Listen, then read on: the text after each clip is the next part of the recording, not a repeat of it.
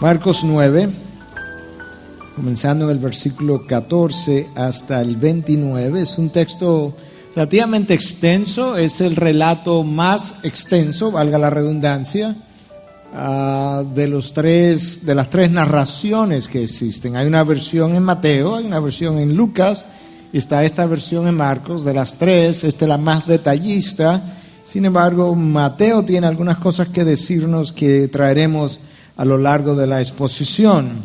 Comenzando en el versículo 14 hasta el 29, cuando volvieron a los discípulos, vieron una gran multitud que les rodeaba y a unos escribas que discutían con ellos. Enseguida, cuando toda la multitud vio a Jesús, quedó sorprendida y corriendo hacia él les saludaban. Y les preguntó: ¿qué discutís con ellos? Y uno de la multitud le respondió: Maestro, te traje a mi hijo que tiene un espíritu mudo y siempre que se apodera de él, lo derriba y echa espumarajos, cruje los dientes y se va consumiendo. Y dije a tus discípulos que lo expulsaran, pero no pudieron. Respondiéndole Jesús dijo: oh generación incrédula, ¿hasta cuándo estaré con vosotros? ¿Hasta cuándo os tendré que soportar? Traédmelo. Se lo trajeron, y cuando el espíritu vio a Jesús, al instante sacudió con violencia al muchacho, y éste, cayendo en tierra, se revolcaba echando espumarajos. Jesús preguntó al padre: ¿cuánto tiempo hace que le sucede esto? Y él respondió: desde su niñez. Y muchas veces lo ha echado en el fuego y también en el agua para destruirlo. Pero si tú puedes hacer algo, ten misericordia de nosotros y ayúdanos. Jesús le dijo: ¿cómo si tú puedes? Todas las cosas son posibles para el que cree. Al instante el padre del muchacho gritó y dijo: creo, ayúdame en mi incredulidad. Cuando Jesús vio que se agolpaban a multitud, reprendió al espíritu inmundo diciendo: espíritu mudo y sordo, yo te ordeno, sal de él y no vuelvas a entrar en él. Y después de gritar y de sacudirlo con terribles convulsiones, salió, y el muchacho quedó como muerto, tanto que la mayoría de ellos decían: está muerto. Pero Jesús, tomándolo de la mano, lo levantó y él se puso en pie. Cuando entró Jesús en la casa, sus discípulos le preguntaban en privado: ¿por qué nosotros no pudimos echarlo fuera? Y él les dijo: esta clase con nada puede salir, sino con oración. Padre, gracias por la revelación preciosa de tu palabra, por dejarnos ver una y otra vez cuán dispuesto tú estás a socorrer a aquellos de nosotros en necesidad. No importa el tipo, no importa la magnitud, no importa la hora, no importa el lugar. Tú estás a una oración o llamada de distancia. A la vez te damos gracias porque tú nos dejas ver que nosotros debemos exhibir en nuestro caminar contigo para complacerte, Dios. Gracias por habernos dado a tu Hijo, en quien tú estás satisfecho. Pero gracias por ayudarme a ver de qué manera yo puedo caminar de una mejor forma, de tal manera que tú puedas estar complacido con mi caminar. Te presento, Dios, las insuficiencias del predicador y sus debilidades y sus incapacidades, y te pido que tú las llenes y tú seas su suficiencia. Y que tú seas con cada uno de aquellos que escuchan, y que tú puedas hablarnos, instruirnos y cambiarnos mientras escuchamos y mientras nos sometemos a la acción de tu Espíritu Santo. En tu nombre, Jesús. Amén. Amén. No sé cuántos conocen o están familiarizados con el pintor Rafael de los años finales de 1400, principios de 1500. Él, junto con Miguel Ángel y con Leonardo da Vinci, es considerado parte de ese trío de los grandes maestros del pasado. Rafael murió apenas de 37 años y la razón por la que menciono su nombre en esta ocasión es porque su último trabajo, su última pintura, tenía que ver precisamente con algo que une el pasaje del domingo anterior con este pasaje. Rafael pintó un cuadro donde en la parte superior él tenía al Cristo resucitado. A mano derecha estaba Elías, a mano izquierda estaba Moisés. El Cristo transfigurado, acompañado por esos dos visitantes de los cielos. En un plano más bajo, inferior, estaban Pedro, Juan y Jacobo, como que acababan de despertarse. Y luego en un plano todavía más bajo, más inferior, hay un grupo de personas que representan a los discípulos y los escribas de que leímos ahora en el pasaje de hoy. Y vemos a un padre con un hijo que representa a este hombre que ha traído a su hijo endemoniado. Y algunos estaban como apuntando a Cristo hacia arriba como la única solución y otros parecerían estar como en discusión, tal como el texto lo menciona. Nosotros hablamos de ese pasaje de la transfiguración hace un par de semanas, pero yo pensé que la historia de este cuadro nos podría servir para la introducción como recordatorio de que mientras nosotros estamos aquí debajo, quizás en cosas terrenales y mundanales, discusiones del día a día, como estaban los escribas con los discípulos del maestro, en otro plano hay cosas espirituales pasando de las cuales nosotros no estamos apercibidos, y como que existe esa dualidad o ese paralelo continuo entre lo que ocurre aquí abajo en nuestro mundo terrenal y pasajero, temporal, y lo que ocurre a otro nivel en el reino de los cielos, en áreas o en zonas, en momentos, en lugares que nosotros no conocemos. Aquella experiencia que Jesús tuvo junto con sus tres apóstoles, Pedro, Juan y Jacobo, fue tan extraordinaria que Pedro quería hacer 3 enramadas para quedarse en dicho lugar y poder prolongar esta experiencia tan maravillosa que ellos tuvieron. Pero de repente Moisés y Elías desaparecen, Cristo vuelve a su estado natural y ellos comienzan a descender, y cuando llegan al valle se encuentran con la escena de hoy. Se encuentran con que el resto de los discípulos, muchos suponen que son los otros 9, que no han estado en el monte, están enfrascados en una discusión con los escribas.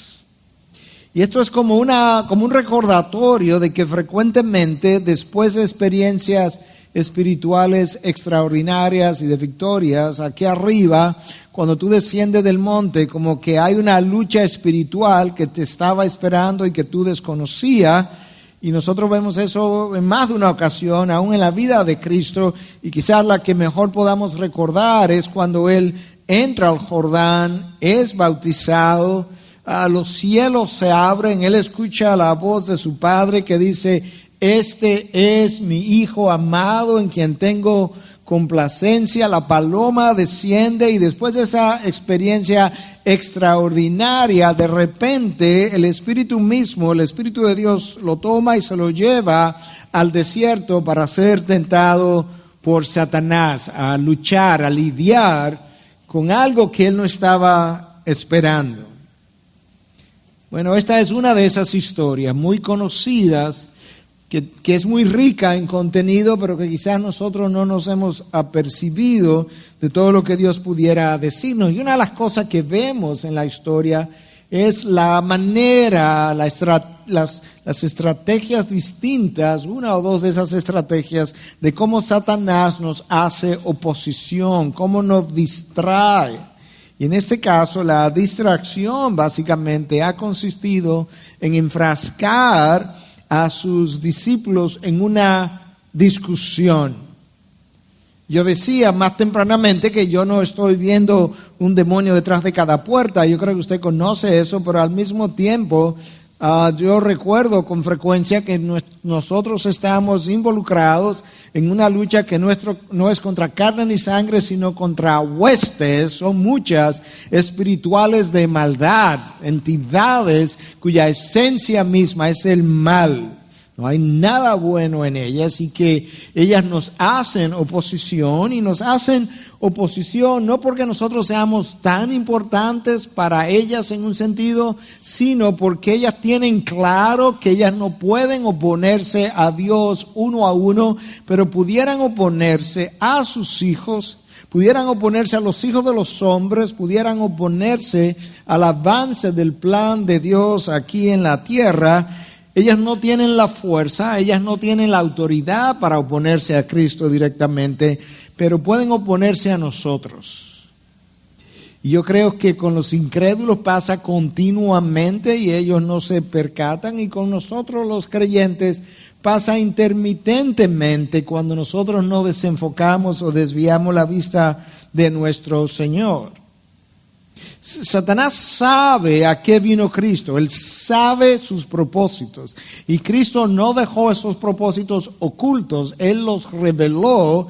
Y la primera carta de Juan en 3:8 nos dice claramente que el Hijo de Dios se manifestó con este propósito, para destruir las obras del diablo.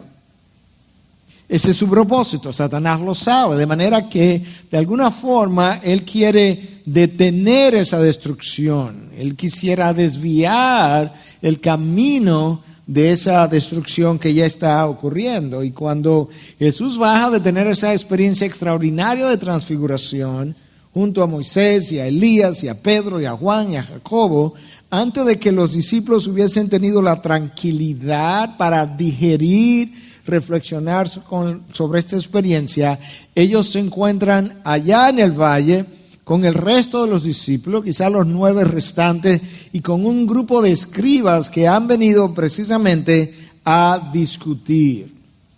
La palabra en el original es una palabra fuerte que habla de disputa, de cierto espíritu de violencia o de cierto espíritu combativo.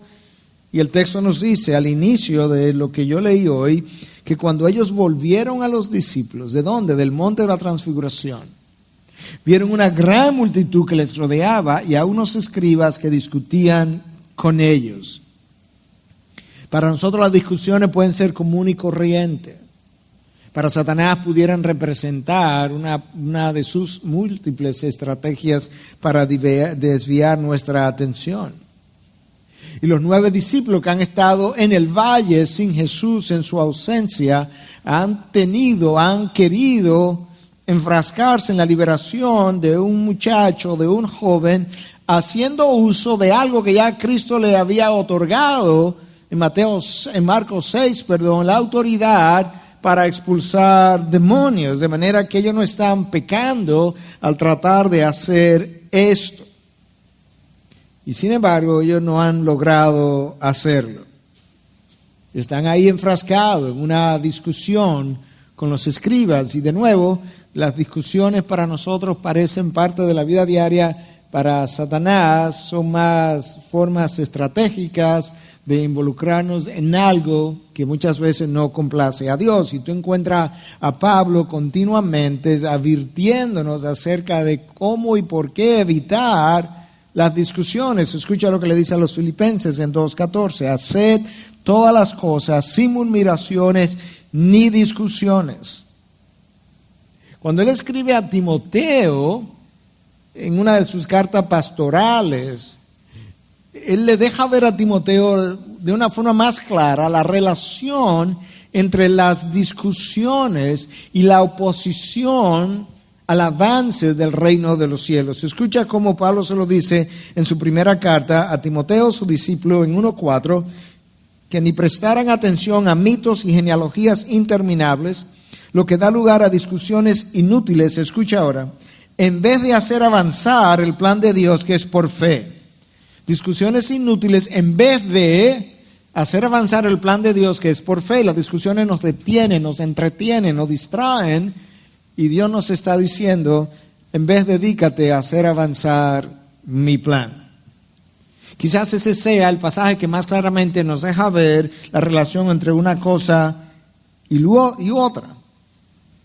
Pero luego en esa misma carta a Timoteo, en esa primera carta a Timoteo, en 2:8, Pablo dice: por consiguiente quiero que en todo lugar los hombres oren levantando manos santas sin ira ni discusiones. Una vez más, Pablo llamando la atención, y él no nos da los detalles, pero vemos cuando le escribe a Timoteo en ese primer pasaje cómo ciertamente estas discusiones pudieran detener el avance del reino de los cielos. Es una de sus estrategias. En los 4 evangelios nosotros encontramos a fariseos, a herodianos, a escribas viniendo a Cristo a discutir con Él. Y ahora cuando ellos bajan del monte se encuentran con una escena distinta, porque la discusión no es con Él, pero es con sus representantes, los discípulos que le seguían, están ahí abajo. Y cuando Cristo llega, quizás ellos no se habían percatado, el texto no nos da estos detalles, pero quizás los discípulos iban un poco más adelante, quizás él iba un poco más detrás, porque el texto nos dice que cuando ellos vieron a Jesús se sorprendieron. Versículo 15, enseguida cuando toda la multitud vio a Jesús, quedó sorprendida, corriendo hacia él, le saludaban. Había algo en Jesús, quizás la autoridad que él comandaba, quizás el recuerdo de lo que él había hecho entre ellos, quizás dicen algunos que todavía radiaba algo de su rostro, de la experiencia de la transfiguración, aunque otros dicen que piensan que no, y tiene sentido que si él todavía estuviera radiando de su rostro parte de lo que ocurrió en la transfiguración, que la gente no hubiese estado viniendo hacia él, sino hubiese estado huyendo de él, como pasó con Moisés cuando descendió con su rostro encendido, brilloso, y la gente le dice: cúbrete el rostro, Moisés, porque ni siquiera podemos verte. El punto es que la multitud se sorprendió. Aquí está Jesús. Y Jesús entonces es proactivo e interrumpe la discusión que están llevando a cabo con los escribas y les preguntó: ¿qué discutís con ellos? A los escribas, ¿qué están discutiendo con mis discípulos? Es como si Jesús estuviera tratando de rescatar a los discípulos de la discusión. Y antes que cualquier otro pudiera responder, el texto nos dice en el versículo 17 que uno de la multitud le respondió. Cristo está haciendo una pregunta. ¿Cuál es el tema de la discusión? ¿Qué discutís? Hay uno que se apresura a responder. Le dice: maestro, te traje a mi hijo que tiene un espíritu mudo y siempre que se apodera de él lo derriba y echa espumarajos, cruje los dientes y se va consumiendo. Y dije a tus discípulos que lo expulsaran, pero no pudieron. Dije a tus discípulos que lo expulsaran, pero no pudieron. Ese es el tema de la discusión con los escribas. Yo puedo imaginarme a los escribas tratando de avergonzar a los discípulos de Jesús, a sus representantes, que trataron de expulsar al demonio y no pudieron, y sería como un fracaso para ellos, de tal forma que ellos pudieran cuestionar al maestro que los instruyó, al maestro que le delegó la autoridad, pudieran cuestionar el movimiento que ellos estaban formando. Y este padre le informa a Jesús que la discusión tiene que ver con su hijo, tiene que ver con el fracaso de sus discípulos de no haber expulsado al demonio. Uno puede como más o menos ver eso fácilmente de los escribas reaccionando de esa manera porque trataron de avergonzar a Jesús en ocasiones. Lo que sorprende un poco quizás es la respuesta de Jesús, donde él dice en el versículo 19: oh generación incrédula. En la versión de Mateo dice: incrédula y adúltera. ¿Hasta cuándo estaré con vosotros? ¿Hasta cuándo os tendré que soportar? Traédmelo. Hay como una exasperación en el maestro de que todavía yo tengo que estar lidiando con esta incredulidad. Generación incrédula porque no han conocido, no han depositado su fe en mí. Generación adúltera porque tienen miles de cosas en lo que creen, en lo que han puesto su confianza, en vez de hacerlo con Dios Padre. Cuando Jesús se refiere a la generación, y dice generación incrédula y adúltera, algunos piensan que Jesús no estaba refiriéndose a sus discípulos, sino a la multitud que estaba ahí. Otros piensan que estaba refiriéndose a sus discípulos quienes fracasaron en su misión. Y como vamos a ver más adelante, Jesús explica la razón de su fracaso. Otros piensan que Jesús se estaba refiriendo al Padre y a la multitud, y algunos piensan, y yo estoy con estos otros, de que Jesús se estaba refiriendo a todos ellos. Todos ellos han exhibido señales de incredulidad. Los escribas habían visto sus milagros, lo habían investigado más de una vez, y sin embargo no habían llegado a creer. Por otro lado, las multitudes habían beneficiado de sus milagros, pero los beneficios no los habían convencido.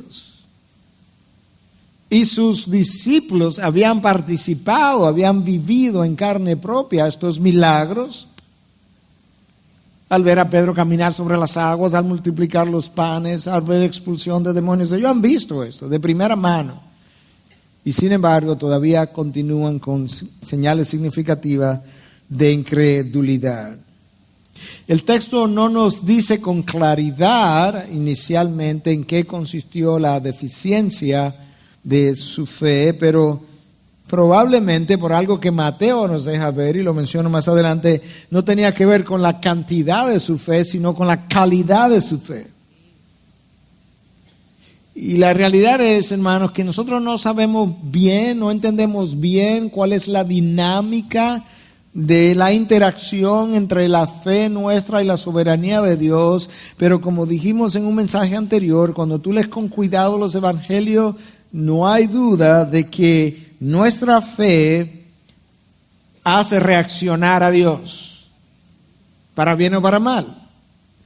Tú lees de manera repetitiva esta frase, tu fe te ha sanado. De hecho, en el llamado a la oración que Daniel hizo inicialmente y el pasaje que leyó de los leprosos, esa es una de las frases que leemos, tu fe te ha sanado.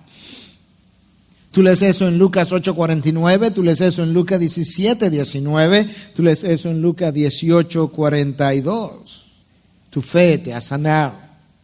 Jesús ha sido movido a hacer el milagro por la fe expresada en él.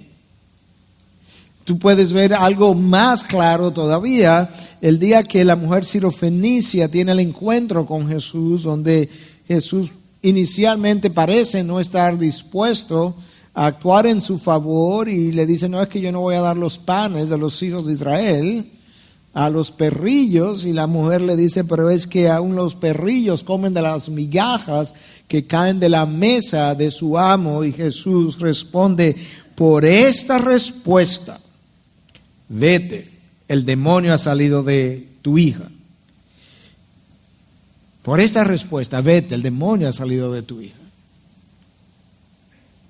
Te das cuenta de cómo Jesús, que inicialmente parecía que no iba a actuar en su favor, luego le dice, tú has respondido de una manera que me hace complacer la petición que me traes. O cuando el centurión fue a Jesús con un siervo enfermo, y Jesús se propone ir a su casa, y el centurión le dice, no tienes que ir, no te moleste. Yo soy un centurión, yo tengo siervo, y cuando yo doy una orden, ellos la obedecen. Solamente di la palabra y mi siervo será sano. Y esta es la respuesta de Jesús. Jesús se maravilló de su fe y dijo, aún en Israel no he hallado una fe tan grande. La fe de estas personas movió a Jesús. Y de esa misma manera, la falta de fe en otras personas detuvo a Jesús. Mateo 13:58 dice que Jesús no hizo muchos milagros allí a causa de la incredulidad de ellos. La incredulidad de ellos hizo que Él no reaccionara a su favor. La fe lo hizo mover a favor de algunos, la incredulidad lo hizo mover en contra de otros. Ahora Él viene y se encuentra con esto. Aquí hay un muchacho que está poseído, pero hay una falta de fe, ya sea en el Padre, ya sea en la multitud, ya sea en los discípulos. Pero hay una falta de fe que aparentemente ha afectado los resultados y lo vemos de diferentes maneras, de diferentes formas en este pasaje y en Mateo, que lo dice más claramente, que nos deja ver que es la falta de fe que está aquí. Jesús responde: oh generación incrédula. En Marcos lo deja ahí. La de Mateo dice incrédula y adúltera. La incredulidad es lo que ha dificultado el que esto ocurra. Traédmelo, dice Jesús. Y se lo trajeron. Y cuando el Espíritu vio a Jesús, al instante sacudió con violencia al muchacho, y éste, cayendo a tierra, se revolcaba echando espumarajos. Nota ahora que la resistencia que el reino de las tinieblas está haciendo no es enfrascando a sus discípulos en una discusión, sino es una oposición más violenta. El texto dice que el Espíritu, cuando vio a Jesús, no le fue encima a Jesús, sino que tomó al muchacho y lo sacudió con violencia. Y él cayó en tierra y se revolcaba y botaba espumarajo. Está tratando de hacerle daño a este muchacho. No se lo puede hacer a Jesús, pero hay otros a quien yo puedo dañar y él está ahí tratando de hacer eso. Es como si los demonios tuvieran una ira desplazada. Es una ira contra Dios, pero contra Dios no pueden, de manera que se van a sus hijos. Y ahí está el Padre. Tú tienes que hacerte una idea, leyendo el pasaje aquí en frío, cómodo, conociendo el resultado final que fue liberación. Es mucho más fácil como leer esto y no ser movido emocionalmente. Pero imagínate que tú fueras el padre o la madre, y tú tienes un hijo que por años es tirado al suelo, se revuelca tu hijo, y tú sabes que Satanás está detrás de esto, porque cuando Jesús le pregunta al padre: ¿cuánto tiempo esto tiene ocurriendo? Versículo 21. El padre respondió: desde su niñez. Y muchas veces lo ha echado en el fuego y también en el agua para destruirlo. Tú tienes que imaginarte la piel quemada en partes. Tienes que imaginarte daño físico a lo largo de los años. Esto comenzó a una edad temprana, desde su niñez. Tienes que imaginarte la angustia del padre, la desesperanza. Nota cómo el padre está consciente que esto es algo como demoníaco. Él dice que muchas veces lo ha echado en el fuego, también en el agua para destruirlo. Aquí hay una meta que este espíritu del mal tiene contra mi hijo, lo quiere destruir. Y quizás esa imagen de este muchacho sordo, mudo, tirado en el agua, en el fuego, zarandeado, incapaz, impotente, quizás pueda ser una buena imagen de cómo es la población o la humanidad sin Cristo. Desesperada, sin dirección, mudo en el sentido de no poder hablar, sino de no poder hablar sabiduría, sordo en el sentido de no escuchar lo que es la palabra de Dios, zarandeados, sacudidos, y siendo sacudido por Satanás con la intención de destruirlo. ¿Ven la intención del demonio? Cristo quiere destruir las obras del diablo. Él quiere destruir a los hijos de los hombres, aquellos que están cerca de Jesús, aquellos que son sus discípulos o aquellos que pudieran llegar a creer en Él. Los discípulos han tratado de liberar a este muchacho, pero no han podido. Y parece ser Parece que su fracaso afectó la fe del padre de este muchacho. Escucha sus palabras para con Jesús. Pero si tú puedes hacer algo, ten misericordia de nosotros y ayúdanos. Si tú puedes. En otras palabras, yo sé que tus discípulos trataron. Quizás tú no puedas tampoco. Quizás esto es un demonio muy poderoso. Aquí hay una duda en esas palabras.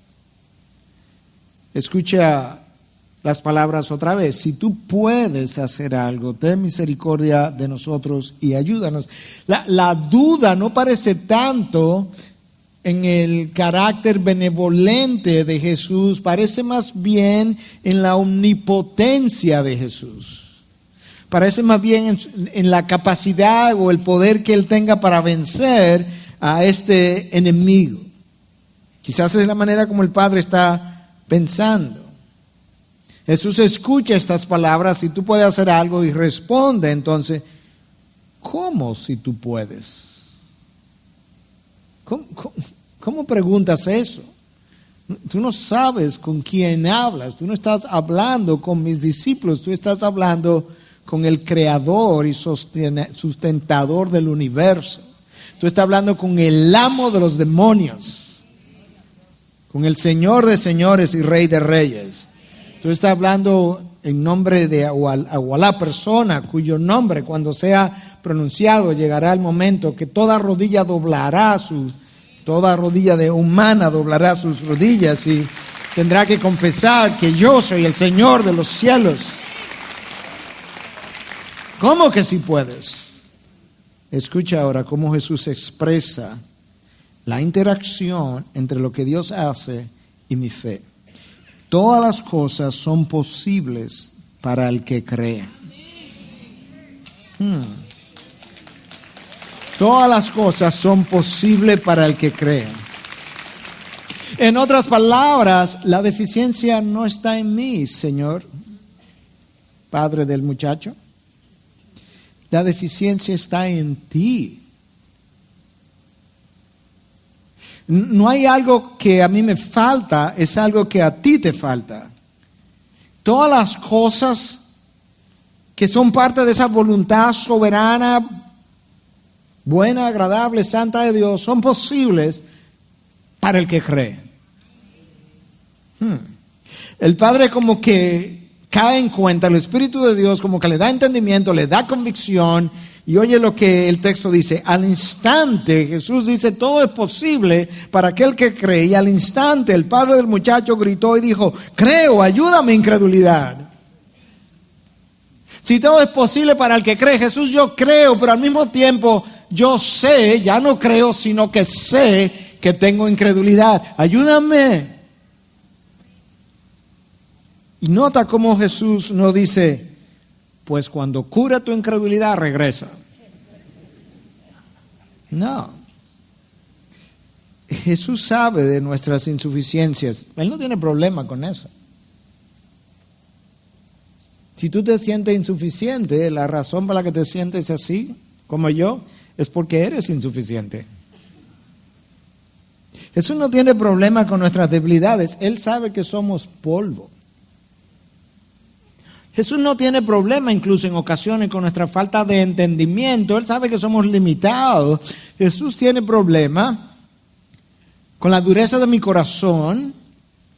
Jesús tiene problema cuando el orgullo me impide creer. Tiene problema con mi terquedad. Tiene problema cuando nuestra fe ha sido tan contaminada que decimos, creo pero vivo inseguro. Creo pero vivo lleno de ansiedad. Creo pero vivo cuestionando. Creo pero vivo dudando. Creo pero no acabo de confiar. Nota cómo Jesús oye a este hombre confesar su insuficiencia y dice, yo creo, pero ayúdame mi incredulidad. Y Jesús continúa sabiendo que eso es así en este hombre y eso no lo iba a detener. El hombre ha pedido ayuda, el hombre ha admitido, el hombre ha confesado. Yo creo que una de mis oraciones más comunes pasaba en el día de ayer, mientras revisaba y reflexionaba y escribía sobre este texto. El Señor, ayúdame a entender. Soy insuficiente, soy incapaz. No tengo la medida de lo que tú requieres, no tengo toda la sabiduría necesaria. Dame luz, dame entendimiento, dame palabra, dame idea, dame imaginación. Él no tiene problema con eso. Él sabe eso. Lo que Él quiere es que yo lo confiese en oración. Cuando Jesús vio que se agolpaba una multitud, reprendió al espíritu inmundo, diciéndole: espíritu mudo y sordo, yo te ordeno, sal de él y no vuelvas a entrar en él. Y después de gritar y de sacudirlo con terribles convulsiones, salió y el muchacho quedó como muerto, tanto que la mayoría de ellos decían: está muerto. Esta posesión ha resultado en sordera y mudez. Quizás, como el padre dice que esto ocurrió desde la niñez, quizás esta posesión ocurrió tan temprano que lo dejó sordo, y al dejarlo sordo pues no puede aprender a hablar, y quizás eso era parte de la razón por la que este muchacho estaba sin la posibilidad de hablar. Pero hay algo más que este texto nos deja ver, y es que Jesús reprende, nos deja ver la autoridad de Jesús. Yo te ordeno, esto no es una sugerencia, no es para que tú lo pienses dos veces. Yo te ordeno que salga de él, y yo te ordeno que no regreses a él. Lo que nos deja ver que es posible ser liberado y ser poseído otra vez por el mismo Espíritu. Aquí hay dos órdenes: que salgas y que no regreses. En otra ocasión Jesús hizo la salvedad de que si un espíritu inmundo sale de alguien y esa persona vuelve a incurrir en pecado, le pudiera ocurrir algo peor, y 7 espíritus malos pudieran regresar y ocupar la casa otra vez. Pero hay algo más que el texto nos deja ver, y es que cuando Jesús le ordena que lo deje, el espíritu lo dejó, pero no antes sin resistirle. El texto dice que él tuvo convulsiones terribles, terribles. Y después de gritar y de sacudirlo con terribles convulsiones, salió. En otras palabras, me voy, pero lo sacudo primero. ¿Te das cuenta de cómo se da la oposición? Eso se da así en el reino de los espíritus inmundos y se da así en el reino de los hombres. Jonás. Sí, quizá yo tenga que llegar a Nínive, pero primero me voy para otro sitio. Naamán, en el Jordán. ¿Bañarme yo? No, yo tengo río en Siria mejor que el Jordán. Eventualmente él se zambulle en el Jordán y queda limpio. Nosotros vemos eso en nuestros hijos. ¿No se oponen nuestros hijos a nosotros? ¿No? Y lo vemos en nosotros mismos, pero lo vemos frecuentemente retrospectivamente, no en el momento. Es como si el hombre dijera: mi camino quizá no sea el mejor camino, pero es el mío. Es como algo así. Él sacude al muchacho, terribles convulsiones, y lo deja. Y se va. El muchacho queda tan abatido que la gente cree que está muerto. Jesús lo toma de la mano, lo levanta y lo pone en pie.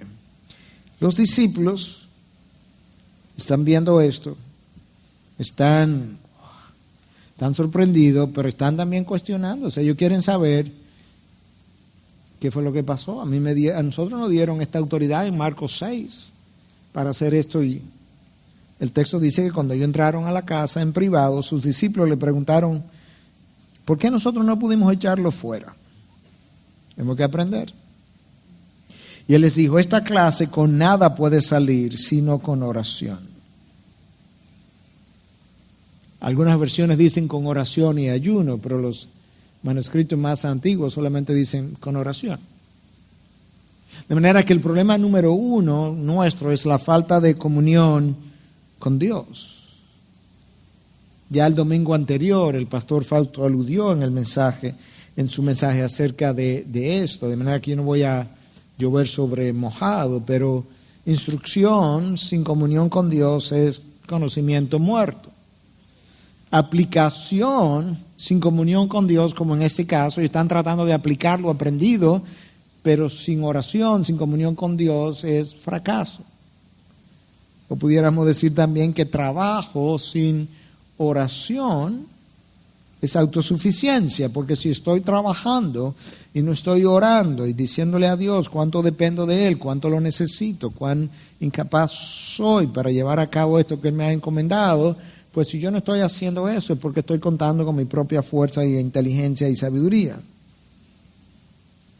Y de nuevo, si usted no estuvo aquí el domingo pasado, le recomiendo que escuche el mensaje sobre la oración. Nosotros no podemos enfrascarnos en una lucha espiritual. Bueno, no es que no podemos enfrascarnos, ya que estamos enfrascados en una lucha espiritual, no podemos hacer eso sin orar, sin conexión con Dios, sin conexión con la fuente de sabiduría, sin conexión con la fuente de poder.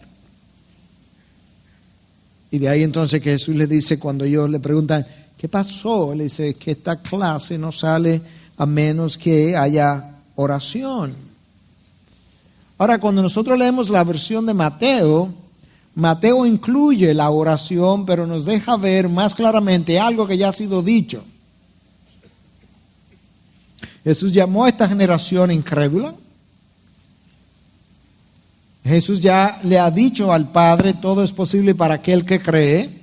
Cuando los discípulos se acercan en privado, le dicen, ¿por qué no pudimos echarlo fuera? La versión de Mateo comienza diciendo, llegándose a Jesús, entonces los discípulos le preguntaron en privado, ¿por qué nosotros no pudimos expulsarlo? Y él les dijo, por vuestra poca fe. Ahí está más claro ahora. Porque en verdad os digo que si tenéis fe como un grano de mostaza, diréis a este monte, pásate de aquí a allá y se pasará y nada os será imposible. Pero esta clase no sale sino con oración y ayuno. Ahí está, Mateo nos da una versión más acabada. Por vuestra poca fe, número 1, y número 2, esta clase solamente sale con oración y algunos textos dicen y ayuno. Parece ser, cuando Cristo habla del grano de mostaza, que era una de las semillas más pequeñas, en la antigüedad se pensaba que quizá era la más pequeña del reino vegetal. Hoy sabemos que no es la más pequeña, pero es una de las más pequeñas. Y si Jesús usa esta ilustración, yo creo que Jesús nos está hablando de que quizá no es tanto el tamaño de mi fe, sino la calidad de mi fe. Una fe del tamaño de un grano de mostaza, pero una fe genuina, es capaz de mover montes, montaña. Ahora, Cristo está usando una expresión proverbial de aquella época, conocida en aquel entonces, para significar que una fe, en este caso una fe de ese tamaño, era capaz de hacer grandes cosas. No era que literalmente iba a mover una montaña, pero de hacer grandes cosas. De manera que la versión de Mateo nos deja ver que hay dos ingredientes importantes a la hora de Dios querer actuar en mi favor. Y es fe. ¿Por qué no pudimos hacerlo? Por vuestra poca fe. Y 2, porque esta clase solamente sale con oración. Es una fe que te ha movido a orar. Y al orar entonces, como es uno de los mecanismos o canales que Dios ha dispuesto, tanto la fe como la oración, para Él responder y hacer lo que solamente Él puede hacer, entonces nosotros podemos ver su obrar. La fe es importante. Ahora, la fe no es una fuerza que yo activo a la hora de creer, como enseña el movimiento de proclámalo y recíbelo. Ese movimiento conocido en inglés como the Word of Faith Movement, la palabra de fe, el movimiento de palabra de fe, piensa que la fe es una fuerza que se activa cuando tú crees. No. La fe no es una fuerza que se activa. La fe es una confianza que yo deposito en el Dios que creó los cielos y la tierra. Es como, se cuenta una historia de muchos años atrás. Unos hombres de ciencia querían realizar un experimento. Y evidentemente para la realización del experimento necesitaban una persona bien pequeñita y tenían que deslizarlo con una cuerda o un cordón por la ladera de una montaña, y le preguntaron a un niño si él estaría dispuesto, y el niño dijo que sí, con una condición, y le dijeron que cuál era la condición. Él dice que sea mi papá quien agarre la cuerda. Porque yo a ustedes no lo conozco, ustedes pueden ser hombres de ciencia, pero yo no lo conozco, mi papá sí. Y quien tiene la cuerda agarrada de tu vida es tu papá, es tu padre. Y si él tiene la cuerda, yo puedo entonces deslizarme. Y es en él que yo tengo que depositar la fe. Él es mi padre y él me conoce y yo le conozco. Él es la fuente de poder, él es la fuente de sanación, él es la fuente de sabiduría. La fe es un ingrediente tan importante que el autor de Hebreos nos dice que sin fe es imposible agradar a Dios. Sin fe es imposible agradar a Dios. Nuestra falta de fe no agrada a Dios porque cuestiona su carácter benevolente a favor de los suyos, pero también cuestiona su fidelidad, cuestiona todas las veces que Dios ha actuado en mi favor en el pasado y que hoy yo decido ignorar. Yo tengo que predicarme eso a mí mismo de cuando en vez. Dios, yo no sé si tu poder está por mí o en contra de mí, y las veces que yo he puesto mi poder a favor de ti. Yo no sé si tu gracia está conmigo o se ha ido, y todas las veces que mi gracia te ha acompañado. Yo no sé si tú vas a ser un escudo para mí o no, y todas las veces que yo he sido tu escudo y tu fortaleza por delante y por detrás. La fe es algo que Dios da. Mira como Spurgeon lo decía, para yo poder entender esa interacción. La fe, decía Spurgeon, en un sentido es un regalo de Dios, pero en otro sentido es algo que yo tengo que ejercitar. Dios nos da fe, pero Él no cree por nosotros. Dios nos da fe, pero Él no va a creer por nosotros. Entonces Jesús responde: por vuestra poca fe, porque en verdad os digo que si tenéis fe como un grano de mostaza. No es tanto el tamaño, es la calidad, y quizás nuestra fe está muy contaminada. Y quizás lo primero que contamina mi fe es mi falta de comunión con Dios, mi falta de oración. O quizás es mi autosuficiencia, mi autodependencia. Si los discípulos no oraron para expulsar a este demonio, ¿en qué estaban confiando? No sé, pero no sé si era el conocimiento que ya habían obtenido, pero el conocimiento no lo va a sacar. Bueno, ya tenemos experiencia, hemos visto cómo el maestro lo dice, o el maestro lo hace. Sal de él, yo te ordeno, y no vuelvas a entrar. No, pero no son palabras que tienen poder mágico. Yo recuerdo a un pastor viviendo yo en Estados Unidos, conversando con él, hablando una vez de la eficiencia o eficacia de hacer llamados para salvación, y él dice: no, yo me he fijado que cuando Billy Graham hace el llamado para salvación, él dice al final, ven, y la gente viene. Y yo decía, pero él realmente piensa que es en el ven que está la fuerza, el poder de convencimiento. Pero yo creo que él en ese momento estaba pensando de esa manera. No es el conocimiento, no es la buena, no es la experiencia, no son las buenas intenciones, no son palabras correctas, no son fórmulas, no es el pronunciar lo mismo que Jesús dice. Es una confianza depositada en el poder de Dios, en el carácter de Dios y en la voluntad de Dios. Y yo creo que hay mucha gente que tiene la confianza o que tiene la creencia, yo no sé si la confianza, pero tiene la creencia en el poder de Dios. Yo he hablado con incrédulos y dicen, no, yo soy muy creyente, Dios lo puede todo. Quizás lo piensan así, pero no hay confianza en el carácter de Dios. O no hay confianza en la voluntad de Dios, que es buena, agradable y perfecta. No hay confianza en el Dios que, como algunos han dicho, o calma la tempestad o calma a su Hijo en la tempestad. Dios no nos ha prometido calmar cada tempestad, pero si Él no calma la tempestad, Él promete calmar a su Hijo en medio de la tempestad. Y entonces esa es la confianza en esa voluntad buena, agradable y perfecta. Y es esa fe entonces la que nos lleva a orar más en un Dios que entendemos por fe, escucha a sus hijos y responde a sus hijos. Aún en nuestras deficiencias.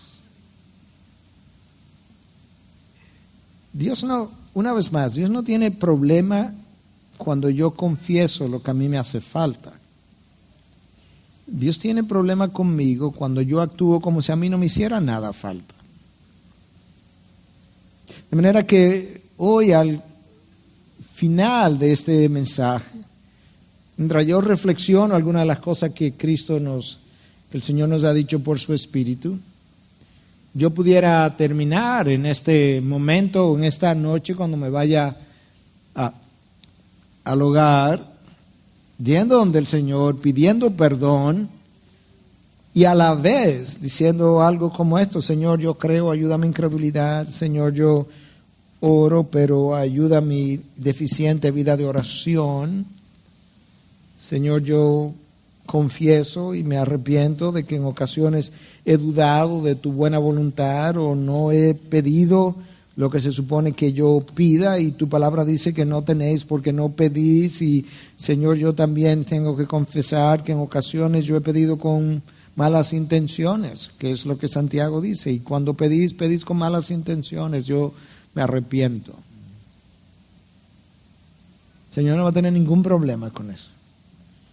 El Señor va a estar complacido del arrepentimiento que estoy pidiendo y del perdón que estoy pidiendo, y que yo pueda decir: Señor, perdóname y gracias por tu perdón.